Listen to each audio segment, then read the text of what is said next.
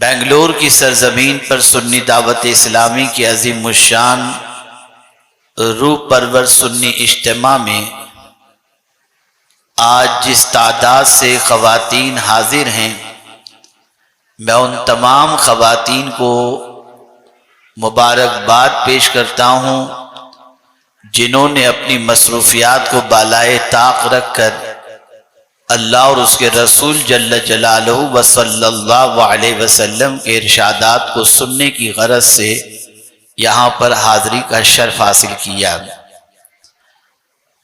یقیناً یہ بات اپنی جگہ قابل قدر ہے کہ عمومی طور پر عورتیں جہاں دو چار جمع ہو جائیں وہاں شور و غل ہوتا ہے، لیکن بلا مبالغہ یہاں پر ہزاروں کی تعداد میں خواتین کی شرکت کے باوجود ان کے اندر جو ذوق سماعت ہے وہ قابل قدر بھی ہے اور قابل مبارکباد بھی ہے۔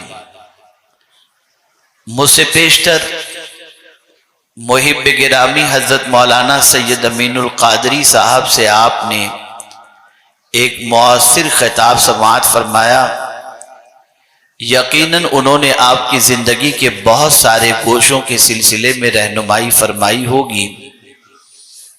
میں بھی آج ایک ایسے گوشے کی طرف آپ کی رہنمائی کرنا چاہتا ہوں جو اس وقت خاص طور پر خواتین اسلام کے اندر کسی حد تک مفقود پایا جاتا ہے، اور آج کے دور کی خواتین اللہ رب العزت جل جلالہ کے خوف سے کافی حد تک بے نیاز نظر آ رہی ہیں۔ یہ عورت ہی تھی جس کی زندگی میں اللہ کا خوف اس حد تک داخل تھا کہ اس کے پرہیزگار ہونے کی بنیاد پر اس کے بطن سے بڑے بڑے ولی جنم لیتے تھے۔ یہ عورت ہی تھی جس کے تقدس کی بنیاد پر رب قدیر جل جلالہ ان کی دعاؤں کو قبول کر لیا کرتا تھا۔ یہ عورت ہی تھی جب کبھی ماں کی شکل کے اندر اپنے بچوں کو باوضو دودھ پلاتی تو وہ بچہ معین الدین اجمیری بن کر دنیا کو اسلام کی دولت سے بہرہور کرتا۔ یہ مائیں ہی تھیں اور عورت ہی تھی جس نے محبوب الہی جیسے کو جنم دیا، اور یہ مائیں ہی تھیں اور ان کا تقدس تھا جس نے غوث اعظم سیدنا شیخ عبد القادر جیلانی رضی اللہ تعالیٰ عنہ جیسے کو جنم دیا۔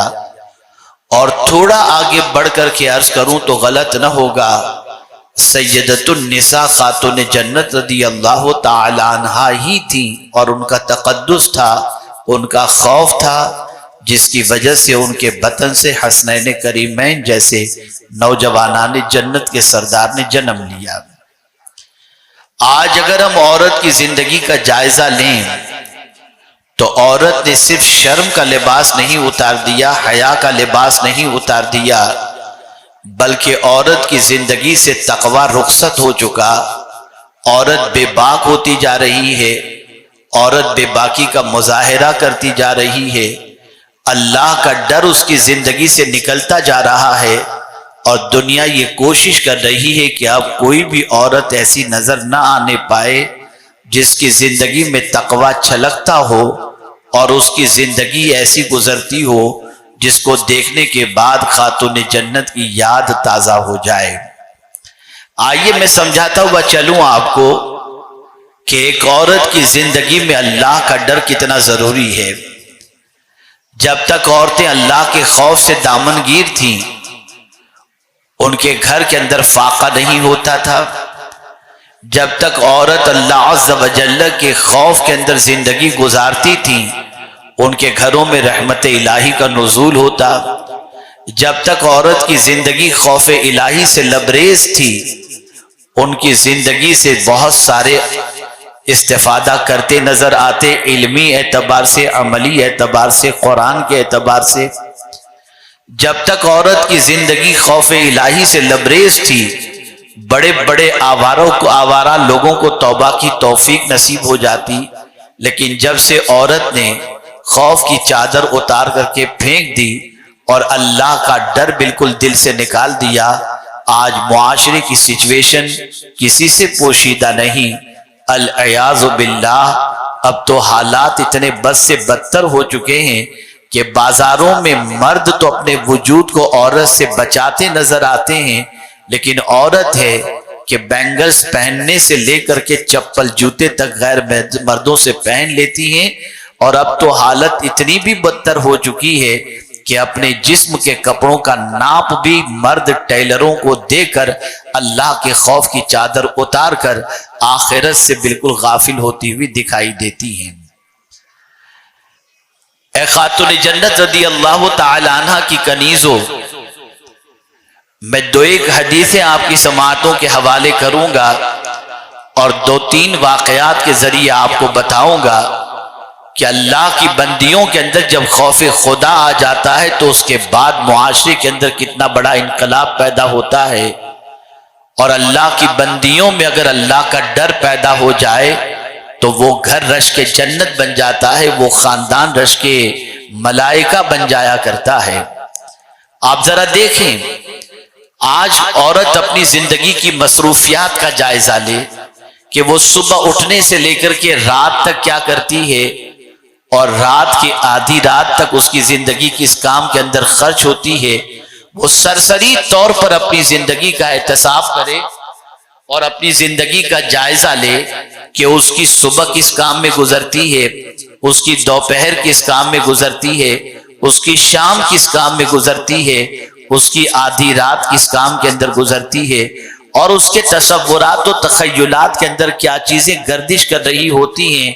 تو مجھے کہنے کی ضرورت نہیں، الا ماشاء اللہ تقریباً خواتین کا ذہن بھٹکتا ہوا نظر آتا ہے، تقریباً خواتین کے ذہن کے اندر اللہ کا ڈر نظر نہیں آتا، اور دنیا کے جھمیلوں کے اندر، دنیا کی محبت کے اندر، بننے سنورنے کے اندر، اور اپنی زندگی کو آرائش و زیبائش سے مزین کرنے کے اندر ان کی زندگی کے زیادہ تر لمحات گزرتے ہوئے نظر آتے ہیں۔ آپ کہیں گے مولانا آپ اعتراض کر رہے ہیں، شاید آپ کو نہیں معلوم، زیادہ روزے رکھنے والی خواتین ہی ملیں گی، زیادہ نفل پڑھنے والی خواتین ہی ملیں گی، زیادہ ختم شریف پڑھنے والی خواتین ہی ملیں گی، زیادہ اللہ عز و جل کی کتاب کی تلاوت کرنے والی خواتین ہی ملیں گی۔ میں اس سے انکار نہیں کرتا، لیکن میں اس کا اثر ان کی زندگی میں تلاش کرتا ہوں کہ بتاؤ تو صحیح، تلاوت کا اثر تمہاری زندگی میں کتنا ہے، اللہ کا ڈر تمہاری زندگی میں کتنا ہے۔ تو اگر آپ دیکھیں گے تو اس طرح کی بہت ساری تلاوت کرنے والی خواتین، بہت ساری اوراد و وظائف میں زندگی گزارنے والی خواتین کچھ اس طریقے سے بھی زندگی گزارتی ہیں جس طریقے کی زندگی گزارنے کے سلسلے میں اللہ نے بھی منع فرمایا، اللہ کے رسول صلی اللہ علیہ وسلم نے بھی منع فرمایا۔ کبھی ایسا ہوتا ہے شوہر کے سامنے تو عورت اللہ سے ڈرتی ہوئی دکھائی دیتی ہے، بیٹی باپ کے سامنے اللہ کا ڈر اپنے دل میں بٹھائی ہوئی دکھائی دیتی ہے، ماں کے سامنے کسی حد تک اللہ کے ڈر سے لرزتی اور کانپتی دکھائی دیتی ہے، لیکن جب ماں باپ غائب ہو جاتے ہیں تو اللہ کا ڈر بھی رخصت ہو جاتا ہے۔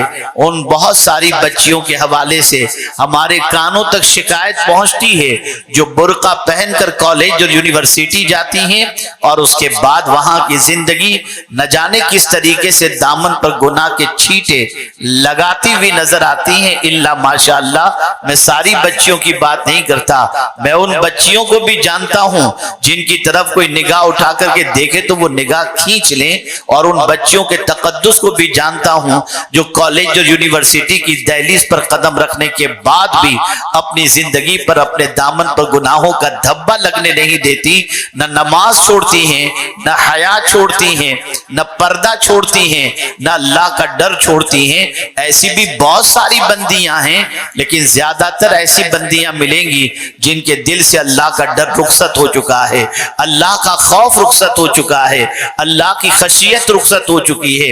ایک ہوتا ہے سامنے ڈرنا، ایک ہوتا ہے پیٹھ پیچھے ڈرنا۔ اللہ اکبر، جو لوگ اللہ عز و جل سے اس طرح سے ڈرتے ہیں کہ صرف یہی نہیں کہ لوگوں کے سامنے اللہ کا ڈر ان کی زندگی کے اندر ہے کہ اگر ہم ہم یہ کریں گے تو یہ ہوگا. نہیں، جب وہ تنہائی میں ہوتی ہیں، جب وہ اکیلے میں ہوتے ہیں تو ان کے دامن پر اللہ کی خشیت ہوتی ہے. وہ ڈر رہے ہوتے ہیں کہ کوئی دیکھ رہا ہو یا نہ دیکھ رہا ہو، پالنہار حقیقی دیکھ رہا ہے، معبود برحق دیکھ رہا ہے، اس کی بارگاہ میں ایک دن حاضر ہونا ہے اور وہ ہمیں اپنے گناہوں کے بارے میں اور ہمیں اپنے گناہوں کے سزا کے سلسلے میں حکم سنائے گا. لیکن میں آپ کو بتاؤں، ایک خاص طور پر آپ کی توجہ چاہوں گا. دنیا کا انسان دیکھے گا آپ کو اللہ کی نافرمانی کرتے ہوئے یا گناہ کرتے ہوئے، وہ ٹوکے گا، وہ ڈانٹے گا، اور باپ ہے تو زد و کوب کرے گا، شوہر ہے تو کسی حد تک طلاق کی دھمکی دے گا یا رشتے سے نکال دے گا. لیکن میں پوچھنا چاہتا ہوں، جس کو جتنا اختیار ہوتا ہے اسی کے حساب سے وہ سزا دیتا ہے. باپ کو جتنا اختیار ہے اسی کے مطابق تمہارے گناہ پر سزا دے گا. شوہر کو جتنا اختیار ہے اس کے مطابق وہ تم کو سزا دے گا. لیکن کبھی تم نے یہ سوچا کہ شوہر کو پتہ نہ چلے اس طرح سے گناہ کرتی ہو کہ کہیں طلاق نہ دے دے، کہیں اس لیے گناہ سے بچتی ہو کہ کسی طرح سے باپ کو پتہ نہ چلے؟ لیکن میں پوچھنا چاہتا ہوں، کیا اللہ سے بھی چھپ سکتے ہو؟ کیا اللہ سے بھی تم بے خبر؟ اللہ عز و جل تمہارے کرتوت سے بے خبر رہ سکتا ہے؟ نہیں، اللہ ہر گناہ کو جانتا ہے. اللہ عز و جل ہر انسان کے کرتوت کو جانتا ہے. اس سے کوئی چیز پوشیدہ نہیں ہے. جتنا انسان سے ڈرتے ہو، اگر اتنا ہی اللہ کا ڈر دل کے اندر پیدا ہو جائے تو آج کے دور کی خواتین جس کے لیے جو دعا کر دیں اللہ ان کی دعاؤں کو قبول فرما لے گا. تقوی اتنی عظیم دولت ہے کہ جس عورت کو نصیب ہو جائے، وہ عورت اگر پیوند والے کپڑے بھی پہنے تو اللہ اسے عزت عطا کرتا ہے. وہ میک اپ نہ بھی کرے، اللہ اس کے چہرے پر نور ظاہر کر دیتا ہے. وہ کسی کے لیے دعاؤں کے لیے ہاتھ اٹھا دے، اللہ اس کی دعاؤں کو قبول کر لیتا ہے. اور میرے پیارے آقا صلی اللہ علیہ وسلم کے پیارے دیوانوں اور خواتین اسلام، اگر اللہ کی نیک بندی، اللہ سے ڈرنے والی بندی اگر لب ہلا دے تو مولا اس طرف اس کے سارے تمناؤں کی تکمیل فرما دیتا ہے. آپ دیکھیں، آپ کو محسوس ہوگا کہ اللہ کا ڈر جب دل میں ہوتا ہے تو کیفیت کیا ہوتی ہے. اللہ اکبر. ایک عورت جس کی زندگی اللہ کی بندگی میں گزرتی تھی، جس کی زندگی اللہ کی اطاعت میں گزرتی تھی، لیکن اس کا شوہر جو وہ خود بھی بہت بڑا عابد تھا لیکن اس کے بچے بہت زیادہ تھے، یعنی میاں بیوی کے بچوں کی تعداد بڑی تھی. ایک دن سچویشن ایسی بن جاتی ہے کہ کثیر العیال ہونے کی وجہ سے، بہت بچے ہونے کی وجہ سے گھر کے اخراجات پورے نہیں ہو رہے تھے. تو شوہر نے بیوی سے کہا، جاؤ فلاں تاجر کے پاس جا کر کے کچھ لے کر کے آ جاؤ تاکہ بچوں کی آگ بجھائی جا سکے، بچوں کے پیٹ کی آگ بجھائی جا سکے. خاتون جاتی ہے اور جانے کے بعد تاجر کے سامنے اپنا معافی ضمیر پیش کرتی ہے. تاجر فاسق تھا، اس کے دل کے اندر اللہ عز و جل کا ڈر نہیں تھا. موقع کا فائدہ اٹھاتے ہوئے اس نے اس عورت سے کہا کہ تو میری خواہش پوری کر دے، میں تیری ضرورت کی تکمیل کر دوں گا. عورت چلی گئی.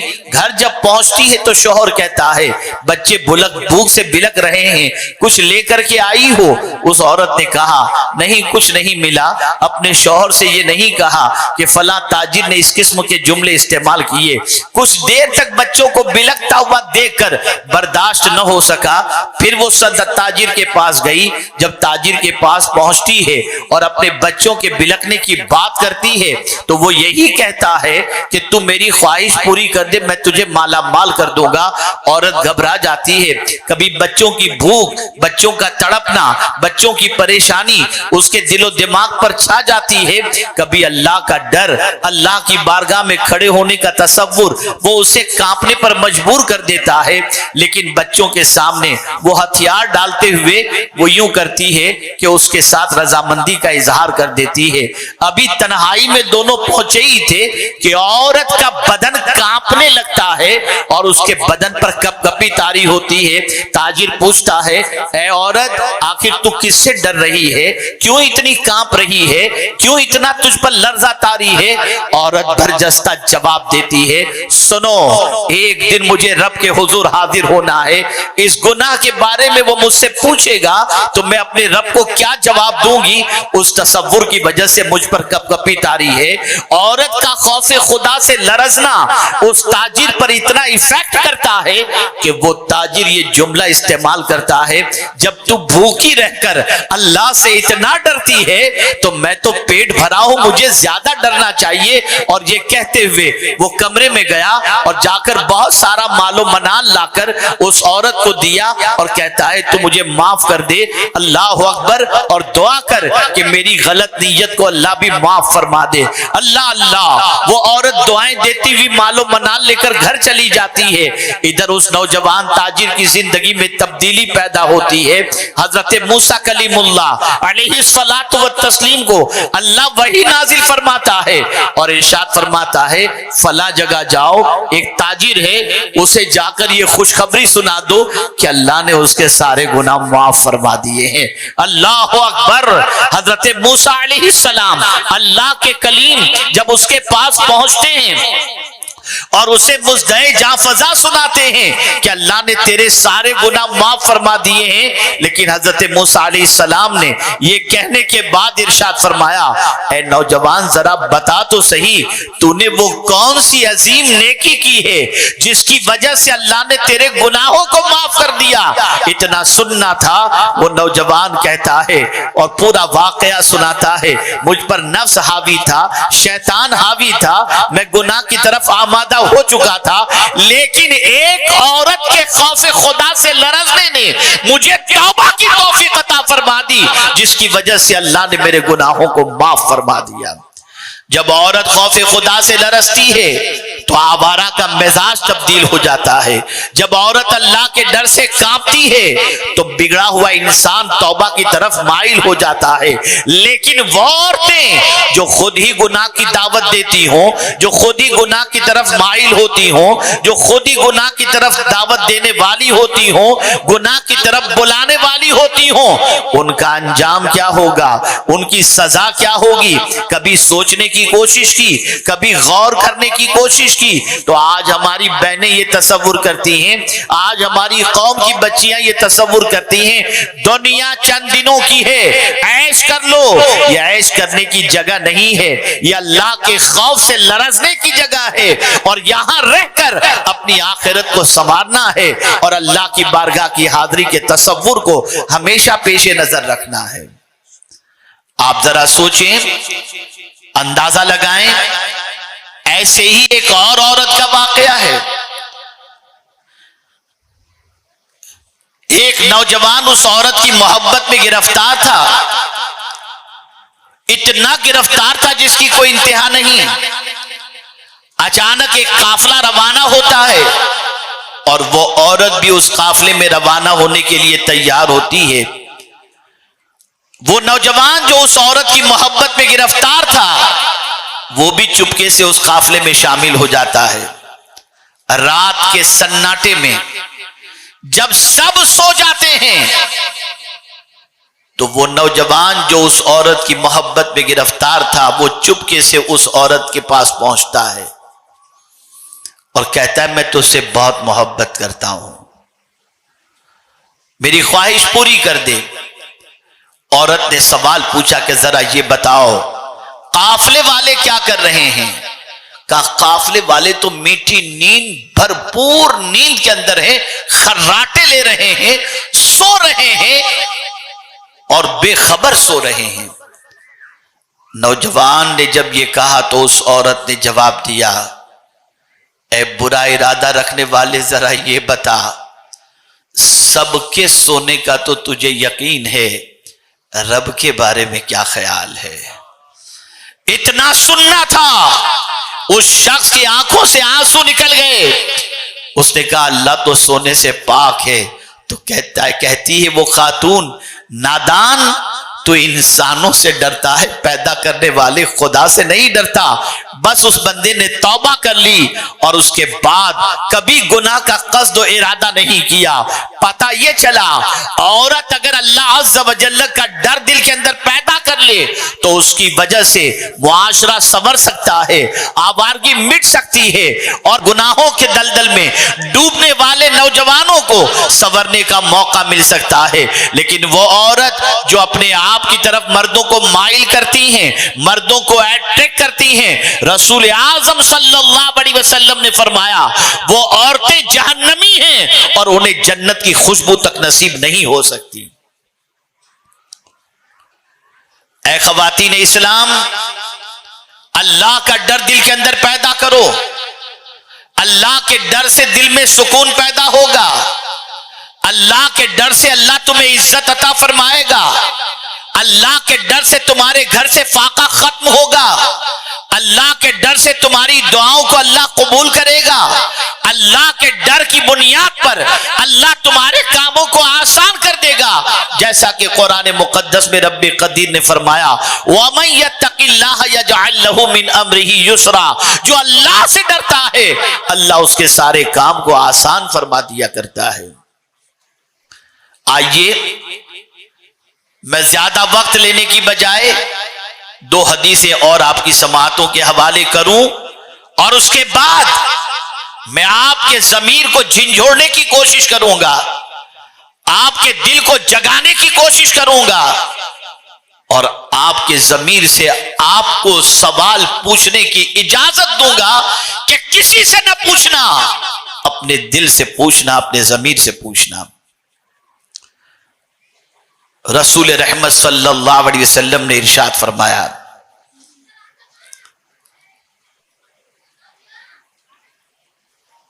کہ دو آنکھیں جن کو جہنم ٹچ بھی نہیں کرے گا, جہنم چھوئے گا بھی نہیں, دو آنکھوں کو. آنکھ بڑی قیمتی چیز ہے, آنکھ بڑی عظیم دولت ہے. انہی آنکھوں کے بارے میں اللہ عز و جل نے ارشاد فرمایا قُلْ لِلْمُؤْمِنَاتِ يَغْضُضْنَ مِنْ أَبْصَارِهِنَّ, تم مومنات سے کہہ دو کہ اپنی نگاہیں نیچی رکھیں. عورت کو چاہیے کہ نگاہیں نیچی رکھ کر کے چلا کریں. ایسے ہی مردوں سے بھی کہا گیا قُلْ لِلْمُؤْمِنِينَ يَغْضُضُّ مِنْ أَبْصَارِهِمْ, تم مومنوں سے کہہ دو کہ وہ اپنی نگاہیں نیچی رکھیں. آنکھ معمولی سا کچرا پڑ جائے تو درد برداشت نہیں ہوتا, آنکھ آ جائے تو تکلیف برداشت نہیں ہوتی, آنکھوں کی روشنی چلی جائے تو آدمی اپنے آپ کو بہت بڑی نعمت سے محروم تصور کرتا ہے. کوئی نہیں چاہتا کہ اس کی آنکھوں کو تکلیف پہنچے, لیکن رسول رحمت صلی اللہ علیہ وسلم کی عظمتوں پر قربان جائیں, وہ صرف دنیا کی تکلیفوں سے بچانے کے لیے تشریف نہیں لائے, وہ جہنم کی تکلیف سے بچانے کے لیے بھی تشریف لائے. اس لیے انہوں نے نسخہ عطا فرمایا, اور آقا کریم صلی اللہ علیہ وسلم نے ارشاد فرمایا دو آنکھوں کو جہنم کی آگ چھوئے گی بھی نہیں, ٹچ بھی نہیں کرے گی, ٹچ بھی نہیں کرے گی. کون سی دو آنکھیں؟ میں توجہ چاہوں گا, اور میں چاہوں گا کہ یہ حدیث مبارکہ کو بغور خواتین اسلام سماعت کریں. دو آنکھوں کو جہنم ٹچ بھی نہیں کرے گا. کون سی دو آنکھیں؟ ایک وہ آنکھ جو پہرا دینے والی ہو, یعنی قافلے والے سو رہے ہو اور کوئی جاگ کر پہرا دے رہا ہو, ان آنکھوں کو اللہ عز و جل کے حبیب صلی اللہ علیہ وسلم نے فرمایا جہنم کی آگ چھوئے گی بھی نہیں. اور دوسری کون سی آنکھ؟ رسول رحمت صلی اللہ علیہ وسلم نے فرمایا دوسری وہ آنکھ جو اللہ کے خوف سے رونے والی ہو, جن آنکھوں سے اللہ کے ڈر کی وجہ سے آنسو نکل جائے. حضور فرماتے ہیں ان آنکھوں کو جہنم کی آگ چھوئے گی بھی نہیں. بات رونے کی آئی, اس لیے رونا چاہیے؟ آنکھوں سے آنسو کس بات پر نکلنے چاہیے؟ غزلیں سن کر، کسی کی محبت کی داستان دیکھ کر، سیریل کے اندر ایموشنل سین دیکھ کر، کسی کی محبت کے اندر جدائی کی وجہ سے؟ کیا اس وجہ سے آنسو نکلنے چاہیے؟ گانے سن کر آنسو، غزلیں سن کر آنسو، ایموشنل سین دیکھ کر کے آنسو، محبت میں ناکامی پر آنسو، کسی کی جدائی میں آنسو، اس لیے آنسو نہیں۔ اگر کوئی عورت اس لیے روتی ہے کہ اس کے دل میں اللہ کا ڈر ہے اور خشیت کی بنیاد پر روتی ہے، حضور فرماتے ہیں ان آنکھوں کو جہنم کی آگ چھوئے گی بھی نہیں۔ تو عرض یہ کر رہا تھا، آج خواتین کی آنکھ سے آنسو تو نکلتے ہیں، غزلیں سن کر روتی ہیں، گانے سن کر کے روتی ہیں، رات بھر گانے سن سن کے روتی ہیں، کسی کی یاد میں روتی ہیں۔ کیا کوئی رات تمہیں ایسی بھی یاد ہے جو رات تم اللہ کی یاد میں آنسو بہائے ہو؟ کیا تمہیں کوئی ایسا دن بھی یاد ہے جو دن رسول اعظم کی محبت پہ تم نے گزارا ہو؟ چھوڑ دو گناہوں کی وجہ سے رونا، اور چھوڑ دو گانے غزلوں پر رونا ہے۔ رونا ہے تو اللہ کے خوف کی وجہ سے رو۔ رسول رحمت صلی اللہ تعالی علیہ وسلم نے جہاں یہ ارشاد فرمایا، دو آنکھیں جنہیں جہنم چھوئے گا تک نہیں، وہ دو آنکھیں، ایک پہرا دینے والی آنکھ اور ایک خشیت ربانی سے آنسو بہانے والی آنکھ۔ ایک اور مقام پر رحمت عالم صلی اللہ تعالی علیہ وسلم نے ارشاد فرمایا، تین چیزیں جن کے اندر ہوں گی ان کی آنکھیں جہنم نہیں دیکھیں گی۔ پہلی چیز، جو پہرا دینے والی آنکھ ہو۔ دوسری چیز، رسول اعظم صلی اللہ تعالی علیہ وسلم نے ارشاد فرمایا، اللہ کے ڈر سے رونے والی آنکھ۔ اور تیسری وہ آنکھ جن چیزوں کو دیکھنا اللہ نے حرام فرمایا، ان چیزوں کو دیکھنے سے اپنی آنکھ کو جس نے محفوظ رکھا، حضور فرماتے ہیں جہنم میں جانا تو بہت دور کی بات ہے، وہ آنکھیں جہنم دیکھیں گی ہی نہیں، جہنم دیکھیں گی ہی نہیں۔ اب میں اپنی خواتین اسلام سے پوچھنا چاہوں گا، کیا دیکھتی ہیں؟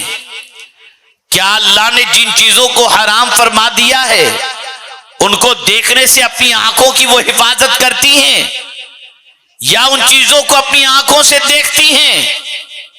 اللہ نہ کرے، صدبار نہ کرے، اگر آج تک ان ساری چیزوں کے اندر آنکھیں گرفتار رہیں اور اللہ کے ڈر سے طبیعت بے چین نہ رہی اور اللہ کا ڈر دل سے نکلا ہوا تھا، تو آج ہی سے اللہ کے ڈر کو دل میں جگا دو، رو، اللہ کی بارگاہ میں توبہ کرو، اللہ کی بارگاہ میں استغفار کرو، آئندہ گناہ سے بچنے کا عزم مصمم کرو۔ اور یہ بھی سن لو، اگر کوئی عورت یا مرد خوف خدا کی وجہ سے اتنا روئے کہ اس کی آنکھ کی پلکیں مچھر کے پر کے برابر بھیگ جائیں، حضور فرماتے ہیں اللہ اس آنکھ کو جہنم میں نہیں ڈالے گا، اللہ تعالیٰ اس بندے کو جہنم سے بچا لے گا۔ رو اللہ کے ڈر سے۔ کیا ہے ہم میں سے کسی کی ہمت جو اللہ کے عذاب کو برداشت کر سکے؟ ہے کوئی ہم میں ایسا جو اللہ عز و جل کے قہر و غضب کا مقابلہ کر سکے؟ جب نہیں تو آج ہی توبہ کر لو، آج ان گناہوں سے بچنے کا عہد کر لو۔ اور میں تو اپنی قوم کی بچیوں سے کہتا ہوں، ان مکار نوجوانوں سے اور مردوں سے ہوشیار رہو جو تمہیں ہتھیلی میں چاند دکھا کر تمہاری آبرو سے کھیلتے ہیں، بڑے بڑے وعدے کر کے تمہاری عزتوں سے کھیلتے ہیں، اور تمہاری آبروؤں پر ہاتھ ڈال کر اپنے جذبات کی تسکین کر کے تمہیں تڑپتا بلکتا چھوڑ دیتے ہیں. تمہارا دامن بھی گناہ سے آلودہ ہوتا ہے اور وہ گناہ کرنے والا بندہ وہ بھی اللہ کے عذاب کا مستحق ہو جاتا ہے. اس لیے ہوش سے کام لو. ہر چیز کا وقت مقرر ہے. اللہ عز و جل جو کرے گا بہتر کرے گا. اسلام تمہارے بارے میں سب سے زیادہ تمہارے حقوق کی پاسبانی کرنے والا ہے. اسلام نے جتنے اصول و ضوابط تمہارے متعلق عطا کیے ہیں وہ سارے وہ ہیں کہ اگر تم اپنا لو تو تمہاری دنیا بھی سنور جائے گی اور تمہاری آخرت بھی سنور جائے گی. تو آج میرا پیغام خواتین اسلام کو بس ایک ہے اور اس ایک کے اندر سب کچھ ہے. اور وہ ایک پیغام یہ ہے، ظاہر میں بھی اللہ سے ڈرو، باطن میں بھی اللہ سے ڈرو، مجمع میں بھی اللہ سے ڈرو، اکیلے میں بھی اللہ سے ڈرو. حجاب پہن لو لیکن دل پر بھی حجاب ڈال دو اور آنکھوں پر بھی حجاب ڈال دو اور اپنے آپ کو ہر حرام چیز سے بچانے کی کوشش کرو. نماز بھی پڑھو، خوف خدا سے آراستہ بھی ہو جاؤ، اوراد و وظائف بھی کرو اور پکچروں سے اپنے آپ کو بچاؤ، سیریلوں سے بچاؤ، ناچ گانے باجے تماشوں سے بچاؤ. آج تمہاری ضرورت ہے. اگر تم نے اپنے آپ کو پاک کر دیا اور اپنے آپ کو تقوی کی زندگی سے لیس کر دیا تو پھر وہ دن دور نہیں کہ تمہارے بطن سے اللہ کوئی ایسا مرد کلندر پیدا فرمائے گا جس کی وجہ سے اسلام کی آبیاری بھی ہوگی اور وہی بچہ تمہاری نجات کا بھی سامان بنے گا اور مسلمانوں کی سربلندی کا ذریعہ بھی بنے گا. تو میں آج یہی پیغام دوں گا، گانے سن کے نہ رہو، قرآن سن کر کے رو. غزلیں سن کر کے نہ رو، اللہ کے عذاب کو یاد کر کے رو.